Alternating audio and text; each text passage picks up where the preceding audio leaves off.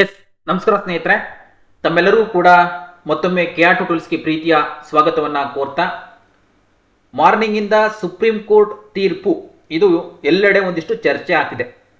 ಏನಿದು ಶಿಕ್ಷಕರಾಗೋರಿಗೆ ಅಥವಾ ಸೇವಾನಿರತ ಶಿಕ್ಷಕರಿಗೆ CTET ಅಥವಾ TET ಕಡ್ಡಾಯವಂತೆ? ಏನಿದು ತೀರ್ಪು? ತೀರ್ಪಿನಲ್ಲಿ ಏನೆಲ್ಲ ಇದೆ, ಏನೆಲ್ಲ ಮಾಹಿತಿಯನ್ನು ಒಳಗೊಂಡಿದೆ ಸಂಬಂಧಪಟ್ಟಂತ ಒಂದಿಷ್ಟು ಚರ್ಚೆ ನಡೀತಾ ಇದೆ. ಸೊ ಇದಕ್ಕೆ ಸಂಬಂಧಪಟ್ಟಂತ ಕಂಪ್ಲೀಟ್ ಡೀಟೇಲ್ಸ್ ಅನ್ನ ಈ ಒಂದು ವಿಡಿಯೋದಲ್ಲಿ ನಿಮ್ಮೊಂದಿಗೆ ಚರ್ಚೆಯನ್ನ ಮಾಡ್ತಾ ಹೋಗ್ತೀನಿ. ಹಾಗೆ ವಿಡಿಯೋವನ್ನ ಕಂಪ್ಲೀಟ್ ಆಗಿ ನೋಡಿ ಅಂತ ಹೇಳ್ತಾ, ಹಾಗೆ ನಮ್ಮ ಚಾನಲ್ ಅನ್ನ ಯಾರಾದ್ರೂ ಕೂಡ ಹೊಸದಾಗಿ ನೋಡ್ತಾ ಇದ್ರೆ ದಯವಿಟ್ಟು ನಮ್ಮ ಚಾನಲ್ ಅನ್ನ ಸಬ್ಸ್ಕ್ರೈಬ್ ಮಾಡ್ಕೊಳ್ಳಿ, ಹಾಗೆ ಪಕ್ಕದಲ್ಲಿ ಕಾಣುವಂತ ಬೆಲ್ ಐಕನ್ ಪ್ರೆಸ್ ಮಾಡಿ ಅಂತ ಹೇಳ್ತಾ, ಈ ಒಂದು ವಿಡಿಯೋ ಇಷ್ಟ ಆದ್ರೆ ದಯವಿಟ್ಟು ಲೈಕ್ ಮಾಡಿ, ನಿಮ್ಮ ಸ್ನೇಹಿತರಿಗೂ ಕೂಡ ಶೇರ್ ಮಾಡಿ ಅಂತ ಹೇಳ್ತಾ, ಸೊ ವಿಷಯಕ್ಕೆ ಹೋಗೋಣ. ತಮ್ಗೆಲ್ಲ ಗೊತ್ತಿರೋ ಹಾಗೆ ಈಗ ಆಲ್ರೆಡಿ ಮಾರ್ನಿಂಗ್ ಇಂದ ಒಂದಿಷ್ಟು ಚರ್ಚೆ ನಡೀತಾ ಇದೆ. ನೋಡಿ, ಗುಣಮಟ್ಟದ ಶಿಕ್ಷಣವನ್ನ ಕೊಡುವಂತಹ ನಿಟ್ಟಿನಲ್ಲಿ ಸುಪ್ರೀಂ ಕೋರ್ಟ್ ಮಹತ್ವದ ಆದೇಶವನ್ನ ಕೊಟ್ಟಿದೆ. ಸೊ ಶಿಕ್ಷಕರಾಗಿ ಕರ್ತವ್ಯವನ್ನ ನಿರ್ವಹಿಸಬೇಕು ಅನ್ನೋಂಥ ಶಿಕ್ಷಕಾಕಾಂಕ್ಷಿಗಳಿಗೆ, ಜೊತೆಗೆ ಶಿಕ್ಷಕರಾಗಿ ಕರ್ತವ್ಯ ನಿರ್ವಹಿಸ್ತಾರಂತ ಈಗ ಆಲ್ರೆಡಿ ಕರ್ತವ್ಯವನ್ನು ನಿರ್ವಹಿಸ್ತಾರಂತ ಶಿಕ್ಷಕರಿಗೆ TET ಪಾಸ್ ಮಾಡಿಕೊಳ್ಳುವುದು ಕಡ್ಡಾಯವಾಗಿ ಮಾಡಿದೆ.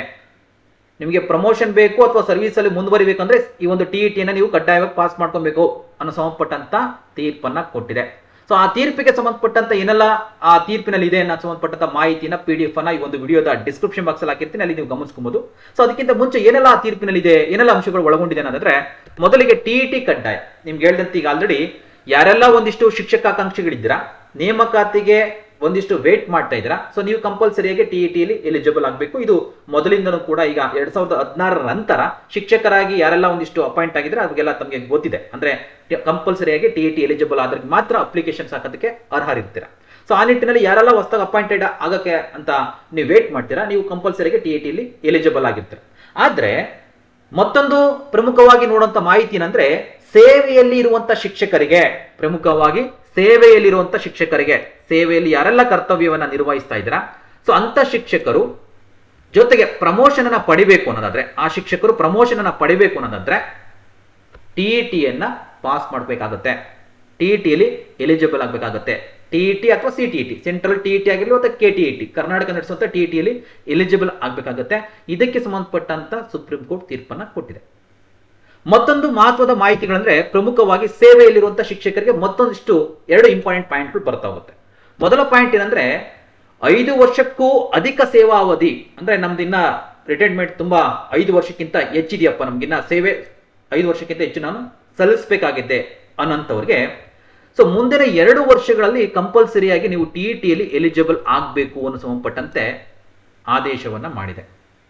ಅಂದ್ರೆ 5 ವರ್ಷಕ್ಕೂ ಅಧಿಕ ಸೇವೆಯಲ್ಲಿ ಅಥವಾ ಅಧಿಕ ಸೇವೆ ಇರುವಂತವರು ಮುಂದಿನ 2 ವರ್ಷಗಳಲ್ಲಿ TET ಕಂಪಲ್ಸರಿಯಾಗಿ ಎಲಿಜಿಬಲ್ ಆಗಬೇಕು, ನೀವು ಎಲ್ಲಿ ಸೇವೆಯಲ್ಲಿ ಮುಂದುವರಿಬೇಕು ಅಂದ್ರೆ.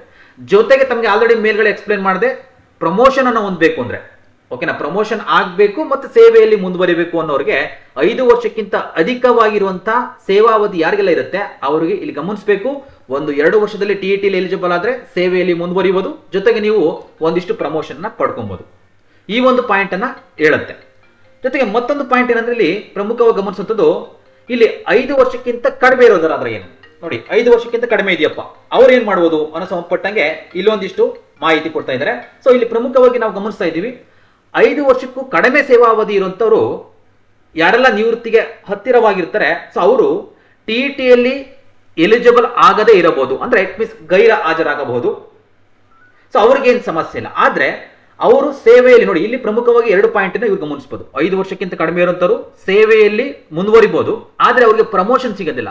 5 ವರ್ಷಕ್ಕಿಂತ ಕಡಿಮೆ ಇರುವಂತವರಿಗೆ ಯಾವುದೇ ರೀತಿಯಾಗಿ ಕಂಪಲ್ಸರಿ ರಿಟೈರ್ಮೆಂಟ್ ಇಲ್ಲ, ಓಕೆನಾ. ಆದ್ರೆ ಅವ್ರೇನಾದ್ರೂ ಕೂಡ ಪ್ರಮೋಷನ್ ಬೇಕು ಅನ್ನೋದಾದ್ರೆ ಅವರು ಕೂಡ TET ಎಲಿಜಿಬಲ್ ಆಗ್ಬೇಕು ಅನ್ನೋ ಸಂಬಂಧಪಟ್ಟಂತ ಆದೇಶವನ್ನ, ತೀರ್ಪನ್ನ ಕೊಟ್ಟಿದೆ ಯಾವುದು ಸುಪ್ರೀಂ ಕೋರ್ಟ್. ಅರ್ಥ ಆಗ್ತಿಲ್ಲ? ಸೊ 2 ಪಾಯಿಂಟ್ ಅನ್ನ ಗಮನಿಸಬೇಕು. 5 ವರ್ಷಕ್ಕಿಂತ ಅಧಿಕ ಸೇವಾವಧಿ ಇರುವಂತವರು 2 ವರ್ಷಗಳಲ್ಲಿ TET ಕಂಪಲ್ಸರಿ ಪಾಸ್ ಮಾಡ್ಕೊಬೇಕು. ಸೊ ಅದಕ್ಕೆ ಸಂಬಂಧಪಟ್ಟಂತೆ ಪಾಸ್ ಮಾಡಿದ್ರೆ ಕಂಪಲ್ಸರಿ ರಿಟೈರ್ಮೆಂಟ್ ಜೊತೆಗೆ ಪ್ರಮೋಷನ್ ಇರೋದಿಲ್ಲ, ಪ್ಲಸ್ ಕಂಪಲ್ಸರಿ ರಿಟೈರ್ಮೆಂಟ್ ಇರುತ್ತೆ.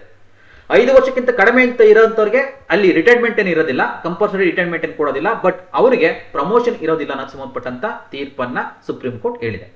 ಮತ್ತೊಂದು ಪಾಯಿಂಟ್ ಅನ್ನು ಹೇಳಿದೆ, ಇಲ್ಲಿ TET ಎಕ್ಸಂಪ್ಷನ್ ಅಂದ್ರೆ ಅಲ್ಪಸಂಖ್ಯಾತ ಶಾಲೆಗಳಲ್ಲಿ ಯಾರೆಲ್ಲ ಶಿಕ್ಷಕರಿದ್ದಾರೆ ಅವ್ರಿಗೊಂದು ಸ್ವಲ್ಪ ಆ ಒಂದು ತೀರ್ಪನ್ನ ಕಾಯ್ದಿರಿಸಲಾಗಿದೆ. ಇದಕ್ಕೆ ಸಂಬಂಧಪಟ್ಟಂತೆ ಅಲ್ಪಸಂಖ್ಯಾತರ ಶಾಲೆಗಳಿರುವಂತಹ ಶಿಕ್ಷಕರಿಗೆ ಈ ಒಂದು ಟಿಇಟಿಗೆ ಸಂಬಂಧಪಟ್ಟಂತೆ ಇನ್ನೂ ಅದರ ಹೊರಬಿದ್ದಿಲ್ಲ ತೀರ್ಪು, ಅದನ್ನ ಸ್ವಲ್ಪ ಕಾಯ್ದಿರಿಸಲಾಗಿದೆ. ಓಕೆನಾ. ಸೊ ಈಗ ಈ ಒಂದು ವಿಷಯಕ್ಕೆ ಸಂಬಂಧಪಟ್ಟಂತೆ ಕಂಪ್ಲೀಟ್ ಡೀಟೇಲ್ಸ್ ನಿಮ್ಗೆ ಈಗ ಅರ್ಥ ಆಯ್ತು ಅಂತ ಭಾವಿಸ್ತೀನಿ. ಅನೇಕ ರೀತಿಯಾಗಿ ಮಾರ್ನಿಂಗ್ ಇಂದ ಚರ್ಚೆ ನಡೀತಾ ಇದೆ. ಸೊ ಏನಿದು ಟಿಇಟಿ ಕಂಪಲ್ಸರಿ ಅಂತ. ಸೊ ಆ ನಿಟ್ಟಿನಲ್ಲಿ ಮುಂಬರುವಂತಹ ದಿನಮಾನಗಳಲ್ಲಿ ಇದಕ್ಕೆ ಸಂಬಂಧಪಟ್ಟಂತ ಮತ್ತಷ್ಟು ಮಹತ್ವದ ಮಾಹಿತಿಗಳು, ಮಹತ್ವದ ಆದೇಶಗಳು ಕೂಡ ಬರ್ತಾ ಹೋಗುತ್ತೆ ಕರ್ನಾಟಕ ಸರ್ಕಾರದಿಂದ ಅಥವಾ ಆಯಾ ರಾಜ್ಯಗಳಿಂದ. ಸೊ ಅದನ್ನೆಲ್ಲ ವೇಟ್ ಮಾಡೋಣ ಅಂತ ಹೇಳ್ತಾ, ಈಗಂತೂ ಈ ಒಂದು ಸುಪ್ರೀಂ ಕೋರ್ಟ್ ಕೊಟ್ಟಂತ ಒಂದಿಷ್ಟು ತೀರ್ಪೇನಿತ್ತು ಅದರ ಜಡ್ಜ್ಮೆಂಟ್ ಕಾಪಿಯನ್ನು ಕೂಡ ಈ ಒಂದು ವಿಡಿಯೋದ ಡಿಸ್ಕ್ರಿಪ್ಷನ್ ಬಾಕ್ಸ್ ಅಲ್ಲಿ ಹಾಕಿರ್ತೀನಿ, ದಯವಿಟ್ಟು ಅಲ್ಲಿ ಹೋಗಿ ಗಮನಿಸ್ಕೊಳ್ಳಿ. ಸೊ ಇಷ್ಟು ಪ್ರಮುಖವಾಗಿ ನಾವು ನೋಡುವಂತ ಒಂದಿಷ್ಟು ಮಾಹಿತಿ. ಸೊ ಯಾರೆಲ್ಲ ಶಿಕ್ಷಕರಾಗಿ ಸರ್ಕಾರಿ ಶಾಲೆಯಲ್ಲಿ ಶಿಕ್ಷಕರಾಗಿ, ಏಡೆಡ್ ಶಾಲೆಯಲ್ಲಾಗಿರ್ಬೋದು ಅಥವಾ ಸರ್ಕಾರಿ ಶಾಲೆಯಲ್ಲಾಗಿರ್ಬೋದು, ಯಾರೆಲ್ಲ ಶಿಕ್ಷಕರಾಗಿ ಕರ್ತವ್ಯವನ್ನು ನಿರ್ವಹಿಸ್ತಾ ಇದ್ದಾರೆ ಅವರಿಗೆ ಮುಂದಿನ ದಿನಮಾನಗಳಲ್ಲಿ ಟಿಇಟಿಯನ್ನ ಕಂಪಲ್ಸರಿಯಾಗಿ ಎಲಿಜಿಬಲ್ ಆಗುವಂತದನ್ನ ಸೊ ಈ ಒಂದು ತೀರ್ಪನ್ನ ಕೊಡ್ತಾ ಇದ್ದಾರೆ. ಸೊ ಇದನ್ನು ಗಮನಿಸ್ಕೊಳ್ಳಿ ಅಂತ ಹೇಳ್ತಾ, ಸೊ ನನ್ನ ಪ್ರಕಾರ ಈ ಒಂದು ವಿಡಿಯೋದಲ್ಲಿ ನಿಮಗೆ ಕಂಪ್ಲೀಟ್ ಆಗಿ ಡೀಟೇಲ್ ಸಿಕ್ಕಿದೆ. ಏನಾದ್ರೂ ಕೂಡ ನಿಮ್ಗೆ ಇಲ್ಲಿವರೆಗೂ ಕೂಡ ಅಂದ್ರೆ ಈ ಒಂದು ಕಂಪಲ್ಸರಿ ಏನು ಟಿಇಟಿ ಎಲಿಜಿಬಲ್ ಆಗಬೇಕು, ಯಾವ ರೀತಿಯಾಗಿ ಯಾರು ಒಂದು ಸಂಬಂಧಪಟ್ಟಂತೆ ನಿಮ್ಗೆ ಡೌಟ್ ಇತ್ತು ಅಂದ್ರೆ ಅದು ಕ್ಲಿಯರ್ ಆಗಿದೆ ಅಂತ ಭಾವಿಸ್ತೀನಿ ಅಂತ ಹೇಳ್ತಾ, ಸೊ ಈ ಒಂದು ಕ್ಲಿಯರ್ ಆಗಿದೆ ಅಂತ ಭಾವಿಸ್ತೀನಿ. ಸೊ ಈ ಒಂದು ವಿಡಿಯೋದಲ್ಲಿ ಮಾಹಿತಿ ಸಿಗಿದೆ ಅಂತ ಅಂದ್ಕೊಂತೀನಿ. ಸೊ ಈ ಒಂದು ವಿಡಿಯೋ ನೋಡಿದಕ್ಕೆ ತಮ್ಮೆಲ್ಲರೂ ಕೂಡ ಧನ್ಯವಾದಗಳನ್ನ ಹೇಳ್ತಾ, ಸೊ ಮುಂದಿನ ವಿಡಿಯೋದಲ್ಲಿ ಸಿಗೋಣ ಅಂತ ಹೇಳ್ತಾ, ಸೊ ಎಲ್ಲರೂ ಕೂಡ ಧನ್ಯವಾದಗಳು.